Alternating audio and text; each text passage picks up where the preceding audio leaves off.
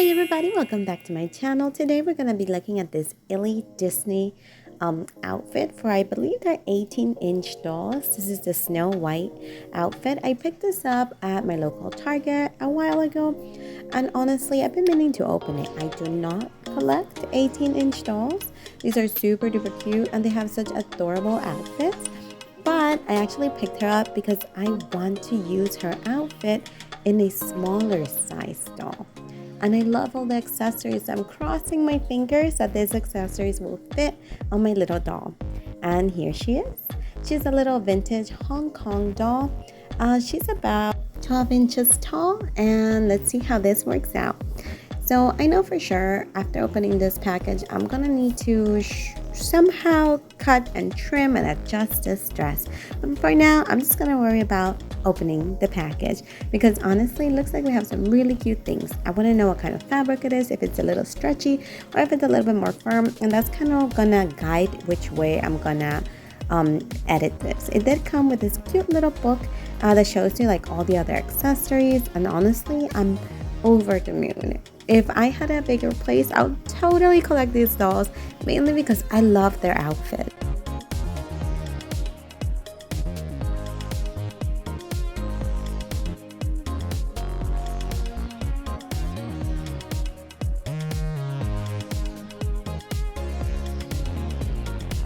I love the detail in every single one of the items. The purse is open, so you can put something inside. The chains do come off. There is a little tab on the side for you to pull them off.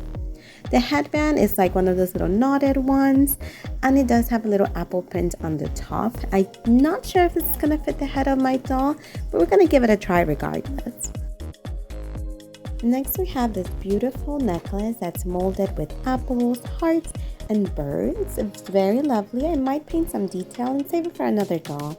And then again, we have also these awesome shoes. I love the shoes. Oh, I really hope they fit my girl because I really like those shoes. Moving on to the dress, it came snapped onto the box. It is not very stretchy and it is extremely oversized on my girly. So we're gonna have to do a lot of adjustments. I thought maybe we'll have to do a little bit of minimum adjustments, but not so much. The headband does stay a little bit on her head, but it can slightly fall off if you move it around too much. The bag is a little too long and the shoes are too big, but they do look a little cute and a little cartoonish. So the first thing I'm gonna do is I'm gonna cut this plastic bag. I don't want to mess with the chains because the chains do attach to the bag so nicely on the sides, and I think if I just do some readjusting in this plastic part, it should be okay. My other option would be cutting them really close to where that fake fabric section meets the chain, and then just changing it for real fabric. But right now I really am feeling a little lazy and kind of just want to try this. So I went ahead with a super glue gel. That's my favorite kind of super glue to use. It's less messy and things just stay in place. Like you don't end up with like fingers attached to each other or like stuff attached to your finger because it doesn't really run like regular super glue does.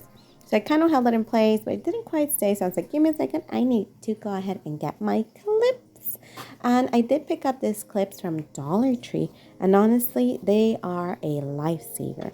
They completely make crafting so much easier. So if you're looking for something to like clasp things with, these are it.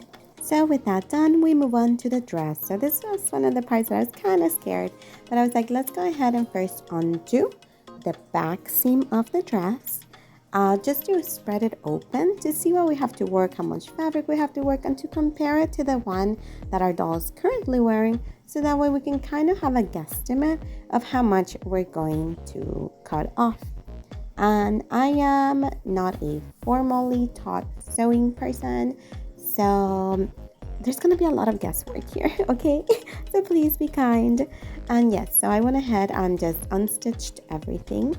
Then I laid it up and kind of wanted to see how much fabric we had, how much we had to work with, and what was the big difference between this dress and the one my doll was initially wearing.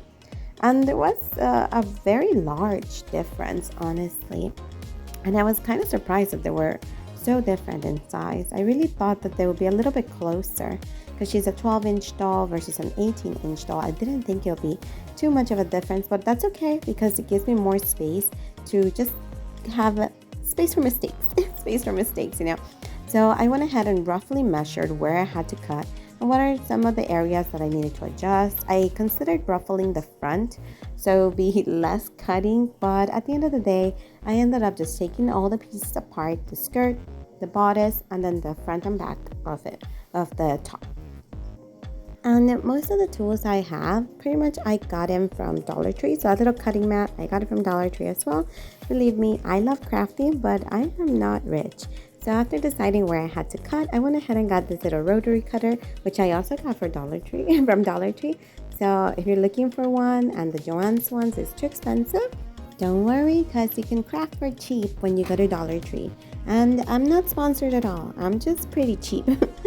Okay, so after cutting that, as you can see, I'm not following a pattern. I did not make a paper pattern. I was just in a vibe. I was like, I'm gonna cut. I have so much extra fabric. What could go wrong? But it's okay. It's okay. Things didn't go as bad. Believe me. Believe me. I was just having a good time freehanding it. I tried to make it a low stress project. I really just wanted to enjoy it. The price of the outfit that I initially bought was at around $18, but I got it on clearance for about $12. So I was like, it's okay. You know, it comes with some good accessories, comes with some good fabric. And at the end of the day, I'm sure I can figure something out. I had to go a little bit slower here because my rotary cutter, it's not that big. So it wouldn't go through, it wouldn't easily go through all the layers. But I just kind of had to spread it. So it doesn't really do 2 layers. It does only 1 layer at a time. So once I layered it and kind of had already created the line, I went ahead and fixed it there. I had to do a lot of editing and just a lot of rough cutting. So you'll see that here. I had to go ahead and just, as I was kind of testing it in comparison to the other dress, I was considering the seam allowance, but also, you know, I was like, okay, I want it to be slightly even, so it's not a mess of a garment, while still preserving the hemlines, because, oh, I did not want to work with any of those hemlines.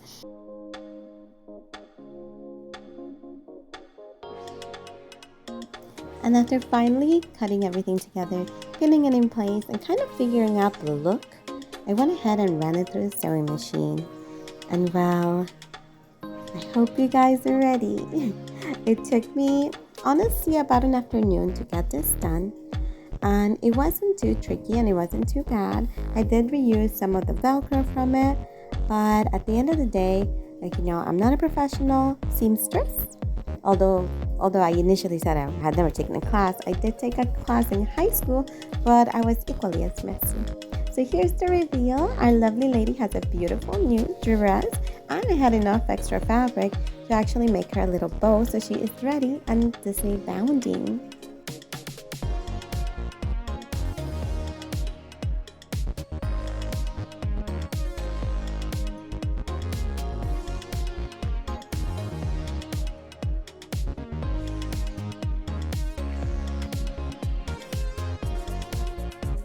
I still feel like there's some adjustments that need to be made, mainly with her straps and maybe her bag as well. But that's it for today, everyone. Thanks for watching, and if you'd like to see a couple more videos or other stuff, you can also check me out on Instagram, where I do a Saturday live with my brother, Mighty Max Toys. We go ahead and do a live every single Saturday, and it's our little pod called Toy Tangent. See you there.